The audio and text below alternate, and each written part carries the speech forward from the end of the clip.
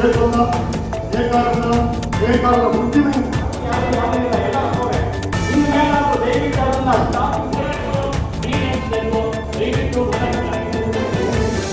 ಬರಬೇಕು ಅಂತಿದೆ, ಅದನ್ನು ತೀರ್ಮಾನ ಮಾಡಬೇಕು.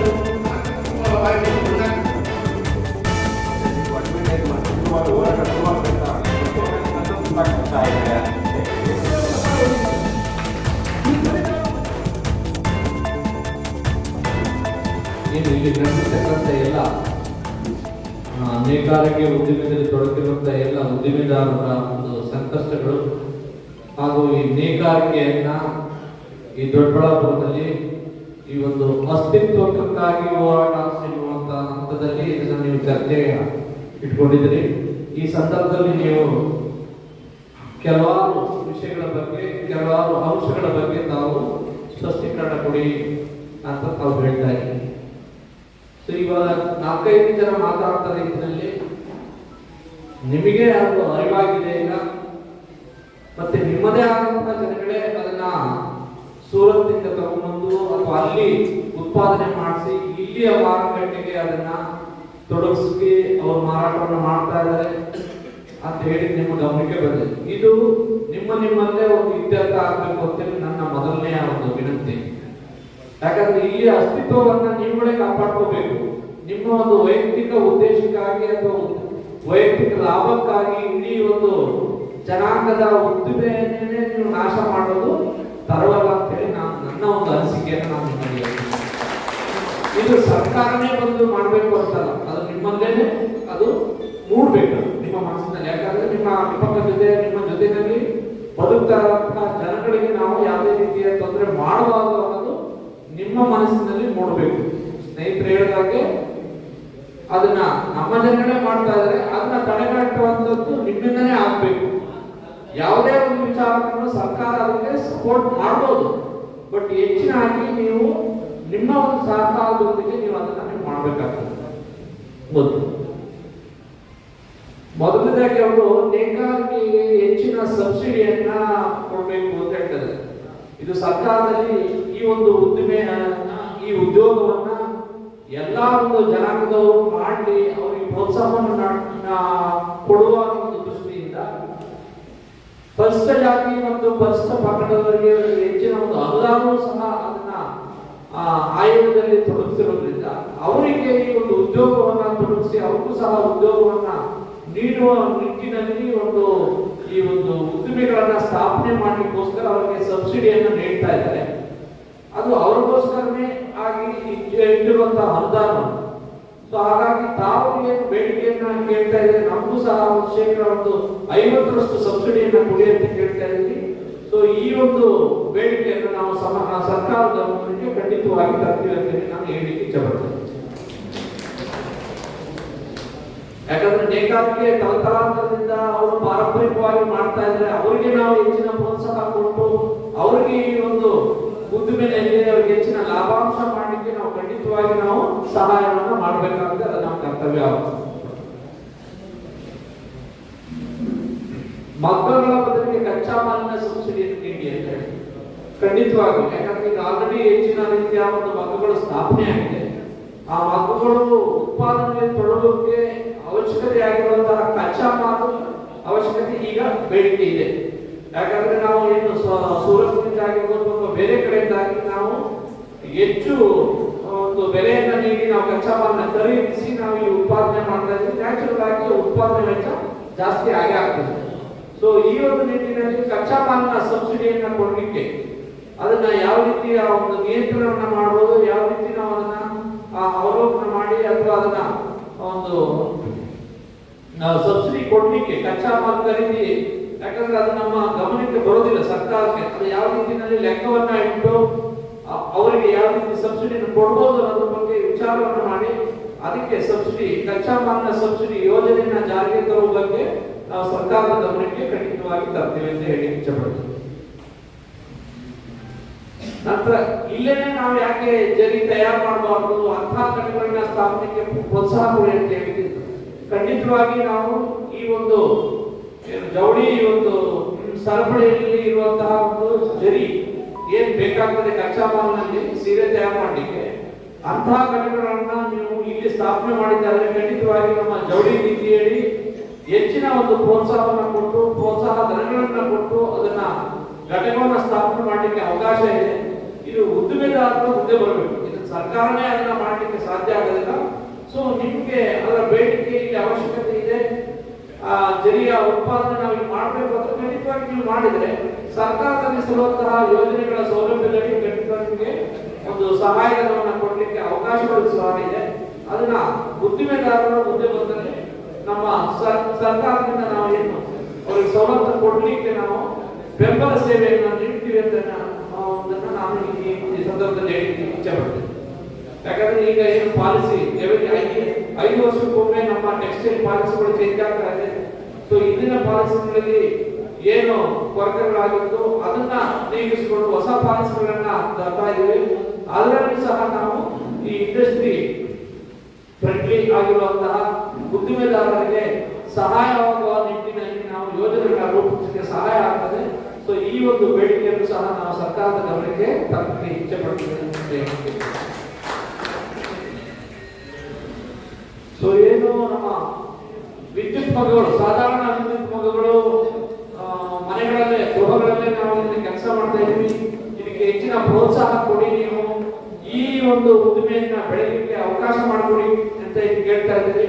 ಖಂಡಿತವಾಗಿ ಈ ಗುಡಿಕೈಗಾರಿಕೆಗಳನ್ನ ಪ್ರೋತ್ಸಾಹ ಮಾಡಲಿಕ್ಕೆ ಯೋಜನೆಗಳನ್ನ ರೂಪಿಸಿ ಅದರ ಮೂಲಕ ಹೆಚ್ಚು ಗುಡಿಕೈಗಾರಿಕೆಗಳನ್ನ ಸ್ಥಾಪನೆ ಮಾಡಲಿಕ್ಕೆ ಏನು ವಾತಾವರಣವನ್ನು ನಿರ್ಮಾಣ ಮಾಡುವಂಥದ್ದು, ಸವಲತ್ತುಗಳನ್ನ ಸರ್ಕಾರದಿಂದ ಕೊಡುವಂತಹ ಒಂದು ನಿಟ್ಟಿನಲ್ಲಿ ಸರ್ಕಾರದ ಗಮನಕ್ಕೆ ಈ ವಿಚಾರವನ್ನು ತರಲಿಕ್ಕೆ ನಾನು ಇಚ್ಛೆ ಪಡ್ತೀನಿ ಅಂತ ಹೇಳಿ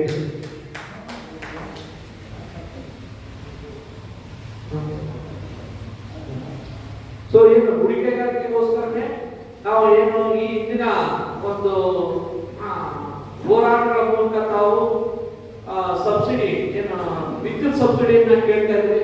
ಆ ನಿಟ್ಟಿನಲ್ಲಿ ಸರ್ಕಾರ ನಿಮಗೆ 10 HP ವರೆಗೂ ಸಹ ಉಚಿತವಾದ ಒಂದು ವಿದ್ಯುತ್ತನ್ನ ನೀಡ್ತಾ ಇದೆ. ಹಾಗೂ 10 HP ಇಂದ 20 HP ವರೆಗಿನ ಘಟಕಗಳಿಗೆ ಈ ಹಿಂದೆ ನೀಡ್ತಿರುವಂತಹ ₹1.25 ದರದಲ್ಲಿ ಸಹ ವಿದ್ಯುತ್ ಅನ್ನ ಸಬ್ಸಿಡಿ ದರದಲ್ಲಿ ನೀಡ್ತಾ ಇದೆ ಸರ್ಕಾರ. ಸೊ ಹೀಗಾಗಿ ನಿಮ್ಮ ಬೇಡಿಕೆಯಂತೆ ಈ ಹಿಂದೆ ತಾವೆಲ್ಲ 1 HP ಇದ್ರೂ ಸಹ ನೀವು ಕರೆಂಟ್ ಬಿಲ್ ಕಟ್ತಾ ಇದ್ರಿ. ಆದ್ರೆ ಈಗ 10 HP ವರೆಗೂ ಸಹ ಉಚಿತವಾದ ಒಂದು ವಿದ್ಯುತ್ ಅನ್ನ ಸರ್ಕಾರ ನೀಡ್ತಾ ಇದೆ ಅಂತ ಹೇಳಲಿಕ್ಕೆ ನಾನು ಇಚ್ಛೆ ಪಡ್ತಾ ಇದ್ದೇನೆ.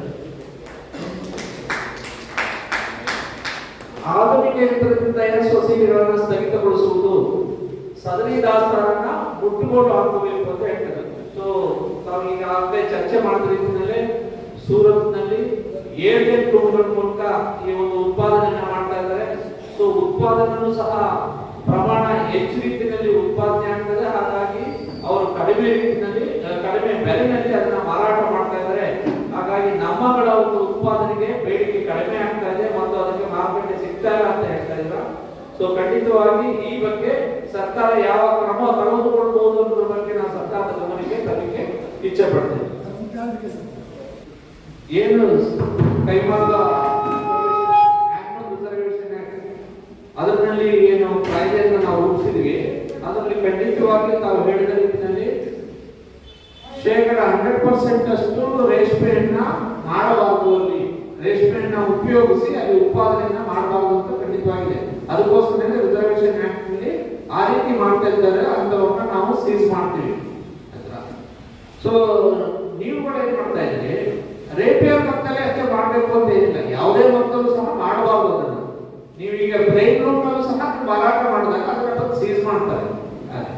ಸೊ ಈ ರೀತಿ ಒಂದು ಉಲ್ಲಂಘನೆಯ ಒಂದು ಕಂಡುಬಂದರೆ ಖಂಡಿತವಾಗಿ ನಮ್ಮ ಇಲಾಖೆ ನಮ್ಮ ಗಮನಕ್ಕೆ ತಂದ್ರೆ, ಯಾಕಂದ್ರೆ ಇದನ್ನ ನಾವು ಪ್ರತಿಯೊಂದು ಘಟಕಕ್ಕೂ ಸಹ ನಾವು ನೋಡಿ ಅದನ್ನ ಸೀಸ್ ಮಾಡುವಂತದ್ದು ಕಷ್ಟಕರವಾಗಿದೆ. ನಿಮಗೆ ತಿಳಿದಿರ್ತದೆ. ಅಂತಹ ಒಂದು ಸಂದರ್ಭಗಳಲ್ಲಿ ನಾವು ಇಲಾಖೆಗೆ ಗಮನಕ್ಕೆ ತಂದ್ರೆ ನಾವು ಅದನ್ನ ನಿಷೇಧವನ್ನು ಮಾಡ್ತೀವಿ. ಖಂಡಿತವಾಗಿ ಅವ್ರ ಮೇಲೆ ಕೇಸ್ ಹಾಕುವಂಥದ್ದು ಇರ್ಬೋದು, ಸೀಸ್ ಮಾಡುವಂಥದ್ದು ಇರ್ಬೋದು, ಆಗ ಸ್ಟಾಕ್ ಇಟ್ಕೊಂಡಿದ್ರು ಸಹ ಅದನ್ನ ಸೀಸ್ ಮಾಡಲಿಕ್ಕೆ ಅವಕಾಶ ಇದೆ. ಅದನ್ನ ನಾವು ಮಾಡ್ತೀವಿ. ನೆಕ್ಸ್ಟ್, ನೇಕಾರರಲ್ಲಿ ಒಗ್ಗಟ್ಟನ್ನು ಮೂಡಿಸುವಂಥದ್ದು ತಮ್ಮಲ್ಲೇ ಸಹ ಮಾಡಬೇಕನ್ನ ಅದನ್ನ ಸರ್ಕಾರ ಅದನ್ನ ಯಾವುದೇ ರೀತಿಯ ಕಾಯ್ದೆ ತಗೊಂಡು ಅದನ್ನ ಒಗ್ಗಟ್ಟು ಆಗೋದಿಲ್ಲ. ಹಾಗಾಗಿ ನಿಮ್ಮಲ್ಲೇ ಅದನ್ನ ಮಾಡಿ ನಿಮ್ಮ ಒಂದು ಅಸ್ತಿತ್ವನ ಉಳಿವಿಗಾಗಿ ನೀವೇ ಸಾಮೂಹಿಕವಾಗಿ ನಿಮ್ಮ ಒಂದು ವೈಯಕ್ತಿಕ ಒಂದು ಕಾಂಟ್ಯಾಕ್ಟ್ ನಲ್ಲಿ ಈ ಒಂದು ವಿಷಯಗಳನ್ನ ಚರ್ಚೆ ಮಾಡಿಕೊಂಡು ನಮ್ಮ ಯಾರಿಗೂ ಸಹ ಸಾರ್ವಜನಿಕವಾಗಿ ತೊಂದರೆ ಆಗಬಾರದು ಅನ್ನೋ ನಿಟ್ಟಿನಲ್ಲಿ ತಾವುಗಳು ಯೋಚನೆಯನ್ನು ಮಾಡಿ ಕಾರ್ಯವನ್ನು ಕೆಲಸ ಮಾಡಿದರೆ ಖಂಡಿತವಾಗಿ ಎಲ್ಲಾ ನೇಕಾರರಿಗೂ ಸಹ ಅನುಕೂಲ ಆಗ್ತದೆ ಅಂತೇಳಿ ನಾನು ಹೇಳಲಿಕ್ಕೆ ಇಷ್ಟಪಡ್ತೀನಿ. ನೇಕಾರ ಮಕ್ಕಳಿಗೆ ವಿದ್ಯಾರ್ಥಿ ವೇತನವನ್ನು ನೀಡುವುದು. ನೇಕಾರ ಮಕ್ಕಳಿಗೆ ವಿದ್ಯಾರ್ಥಿ ವೇತನ ನೀಡುವಂಥದ್ದು ಈಗ ಆಲ್ರೆಡಿ ಜಾರಿ ಇದೆ. ಈಗ ಆಲ್ರೆಡಿ ನಾವು ಈ ವರ್ಷದಲ್ಲಿ ಎಷ್ಟು 126 ಜನ ವಿದ್ಯಾರ್ಥಿಗಳಿಗೆ ನಾವು ಸ್ಟೇಟ್ಮೆಂಟ್ ಅನ್ನ ಕೊಟ್ಟಿದ್ದೀವಿ. ಯಾಕಂದ್ರೆ ಇದರಲ್ಲಿ ಆ ಒಂದು ಪೋರ್ಟಲ್ ನಲ್ಲಿ ನಾವು ತಾವು ನೋಂದಣಿ ಮಾಡಿಕೊಂಡಿದ್ದೆ ಆದ್ರೆ ಖಂಡಿತವಾಗಿ ಎಲ್ಲಾ ವಿದ್ಯಾರ್ಥಿಗಳಿಗೆ ಏನು ಅವಕಾಶಗಳಿದೆ ವಿದ್ಯಾರ್ಥಿ ವೇತನ ಪಡೆಯಲಿಕ್ಕೆ ಅದನ್ನ ನೀಡಲಿಕ್ಕೆ ಸಾಧ್ಯತೆ ಇದೆ. ನಿಮ್ಗೆ ಹೆಚ್ಚಿನ ಒಂದು ಪೋರ್ಟಲ್ ನಲ್ಲಿ ಹೇಗೆ ಯಾವ ರೀತಿ ಮಾಡ್ಕೋಬೇಕು ಅನ್ನೋದ್ರ ಬಗ್ಗೆ ಮಾಹಿತಿ ಬೇಕಾದ್ರೆ ನಮ್ಮ ಸ್ಥಳೀಯವಾಗಿ ಇಲಾಖೆಯ ಕಚೇರಿಯಲ್ಲಿ ತಾವು ಭೇಟಿ ಮಾಡಿ ಅವರಿಗೆ ನೀವು ವಿಷಯವನ್ನು ತಿಳಿಸಿದೆ ಅಂದ್ರೆ ಅವರು ಈ ವಿದ್ಯಾರ್ಥಿ ವೇತನವನ್ನು ಯಾವ ರೀತಿ ಪಡ್ಕೋಬೇಕು ಅನ್ನೋದ್ರ ಬಗ್ಗೆ ತಮಗೆ ತಿಳಿಸ್ತಾರೆ. ಇದ್ರ ಬಗ್ಗೆ ನಾನು ಇನ್ನೂ ಹೆಚ್ಚಿನ ರೀತಿಯಲ್ಲಿ ತಮಗೆ ವಿದ್ಯಾರ್ಥಿ ವೇತನ ಬೇಕು ಅಂತ ಕೇಳಿದ್ರಲ್ಲ, ಇದ್ರ ಬಗ್ಗೆ ನಾವು ಬೇಡಿಕೆಯನ್ನು ನಾನು ಸರ್ಕಾರದ ಗಮನಕ್ಕೆ ತರಲಿಕ್ಕೆ ಇಚ್ಛೆ ಪಡ್ತೀನಿ. ಈ ಕಾರ್ಮಿಕರಿಗೆ ವಲಸೆ ಹೋಗುವಂತಹದ್ದನ್ನ ನೆನಪಿಸುತ್ತೆ. ಅಂದ್ರೆ ತಮ್ಮ ಈಗ ದೊಡ್ಡಬಳ್ಳಾಪುರದಲ್ಲಿ ಬೇರೆ ಬೇರೆ ರಾಜ್ಯಗಳಿಂದ ಬಂದು ಕೆಲಸಗಾರ ಬಂದು ಕೆಲಸ ಮಾಡ್ತಾ ಇದ್ದಾರೆ, ಇದರಿಂದ ನಮ್ಮ ಸ್ಥಳೀಯವಾಗಿ ನೇಕಾರರಿಗೆ ತೊಂದರೆ ಆಗ್ತಾ ಇದೆ ಅಂತ ಹೇಳಿ ತಾವು ಹೇಳ್ತಾ ಇದ್ದಾರೆ. ಹೌದು, ಇದು ಈಗಿನ ಪರಿಸ್ಥಿತಿಯಲ್ಲಿ ಅದು ನಡೀತಾ ಇದೆ. ಕಾರಣ ಇದೆ, ಅವರು ಹೆಚ್ಚು ಸಮಯ ಬಂದು ಕೆಲಸ ಮಾಡ್ತಾರೆ, ಒಂದು ಕಡಿಮೆ ಕೂಲಿಗೂ ಸಹ ಕೆಲಸ ಮಾಡ್ತಾರೆ. ಇಲ್ಲಿ ಸ್ಥಳೀಯವಾಗಿದ್ದವರು ಹೆಚ್ಚು ಕೆಲಸ ಮಾಡೋದಿಲ್ಲ ಅನ್ನೋ ಒಂದು ಭಾವನೆಯಿಂದ ಈ ಮಾಲೀಕರು ಬೇರೆ ಕಡೆಯಿಂದ ನೇಕಾರರನ್ನ ಕರ್ಕೊಂಡು ಬಂದು ಕೆಲಸ ಮಾಡೋ ಒಂದು ಪರಿಸ್ಥಿತಿ ಉದ್ಭವ ಆಗಿದೆ. ಯಾಕಂದ್ರೆ ಅವರಿಗೆ ಕೆಲಸ ಕೈಗಾರಿಕೆಗಳಲ್ಲಿ ಕೆಲಸ ಮಾಡಿಕೊಂಡು ಉತ್ಪಾದನೆ ಮಾಡಿದ್ರೆ ಅವ್ರ ಜೀವನವೂ ಸಹ ಸಾಗಲಿಕ್ಕೆ ಸಾಧ್ಯ ಆಗ್ತದೆ. ಆದ್ರೆ ಸ್ಥಳೀಯವಾಗಿರುವಂತಹ ನೇಕಾರರು ಆ ಒಂದು ಬದ್ಧತೆಯಿಂದ ಕೆಲಸ ಮಾಡ್ಲಿಕ್ಕೆ ಹಿಂದೆ ಆಗ್ತಾರೆ ಅನ್ನೋ ದೃಷ್ಟಿಯಿಂದ ಈಗ ಬೇರೆ ಬೇರೆ ಕಾರ್ಖಾನೆಯವರು ಬೇರೆ ಬೇರೆ ರಾಜ್ಯದ ನೇಕಾರರನ್ನ ಕರ್ಕೊಂಡು ಬಂದು ಇಲ್ಲಿ ಕೆಲಸವನ್ನು ಮಾಡುವಂತ ಪರಿಸ್ಥಿತಿ ಉದ್ಭವ ಆಗಿದೆ. ಸೊ ಇದು ಆಗ್ಬಾರ್ದು ಅಂದ್ರೆ ನಾವು ಸ್ಥಳೀಯವಾಗಿ ಏನ್ ಕೆಲಸ ಮಾಡ್ಬೇಕು ಅಂತ ಇದೀವಿ, ನಮ್ಗೆ ಉದ್ಯೋಗ ಬೇಕು, ನಾವು ಸಹ ಬದುಕಬೇಕು ಅಂತ ಅಂದ್ರೆ ನೀವು ಒಂದು ಇಚ್ಛಾಶಕ್ತಿಯನ್ನು ವ್ಯಕ್ತಪಡಿಸಿ ಕೆಲಸ ಮಾಡಿದ್ರೆ ಖಂಡಿತವಾಗಿ ಅವರು ಸ್ಥಳೀಯರಿಗೆ ಉದ್ಯೋಗವನ್ನು ಕೊಡಲಿಕ್ಕೆ ಮುಂದೆ ಬಂದೇ ಬರ್ತಾರೆ ಅಂತ ನನ್ನ ಭಾವನೆ. ಸೊ ಹಾಗಾಗಿ ತಾವುಗಳು